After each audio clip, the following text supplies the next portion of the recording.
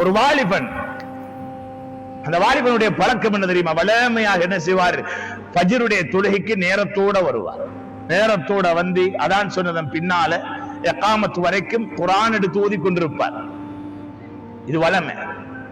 அப்ப ஓதிக்கொண்டிருப்பாரு. ஒரு நாள் என்ன செஞ்சார்? இது அல்லாஹ் பொருந்திக் கொள்ளக்கூடிய நேரம்.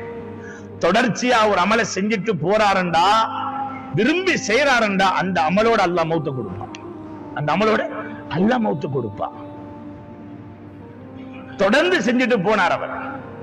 அப்ப அந்த நேரத்தில் அந்த வாலிபன் ஒரு நாள் ஃபஜ்ருடைய தொழுகைக்கு பின்னால குர்ஆன் ஓதிக்கொண்டிருக்கிறார். ஓதிக்கொண்டிருந்துட்டு இகாமத்துடைய நேரமாகுது.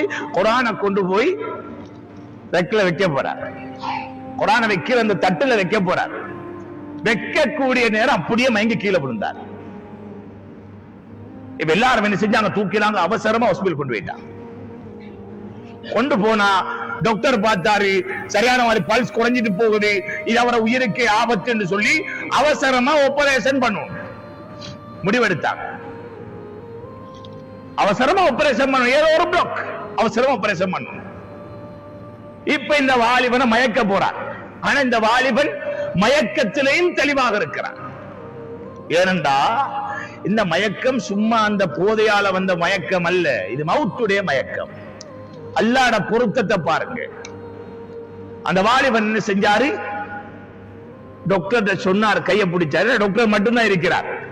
கையை பிடிச்சி சொன்னார், வானம் டாக்டர், நீங்க இன்ஜெக்ஷன் அடிச்சு என்ன மயக்கி என்ன ஆபரேஷன் பண்ணி கஷ்டப்படுத்த வேண்டிய அவசியம் இல்லை. இது அந்த மயக்கம் அல்ல. அதோ எனக்குரியவர்கள் அழைத்துக் கொண்டிருக்கிறார்கள். சுப்ஹானல்லாஹ். கட்டு கதை இந்த இடத்திலிருந்து சொல்ல தேவையில்லை. மதீனாவுடைய ஒரு பகுதியில் நடந்த உண்மை சம்பவம் இது. எனக்குரியவர்கள் பார்த்துக் கொண்டிருக்கிறார்கள், என்னை அழைத்துக் கொண்டிருக்கிறார்கள். சொர்க்கம் என்னை அழைக்கிறது. எனவே என்னை விட்டு விடுங்கள், எதுவுமே செய்ய வேண்டாம் என்று அஷ்ஹது அல்லா இலாஹ இல்லல்லாஹ் வ அஷ்ஹது அன்ன முஹம்மது ரசூலுல்லாஹ் சொன்ன வாலிபன் அதே இடத்திலே மரணித்து விடுகிறார், வஃபாத்தாகி விடுகிறார். எத்தனையோ பேருடைய ஜனாசாக்களை கண்ணாலே கண்டவர் தான் அந்த டாக்டர்.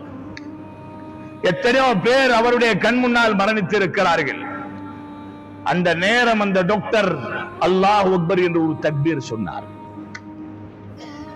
எந்த அளவுக்கு சொல்லப்படுகிறதா, அந்த தக்பீருடைய சத்தத்தினாலே அந்த பகுதியை அதிரக்கூடிய அளவுக்கு இருந்துச்சு. ஆச்சரியம் அவருக்கு.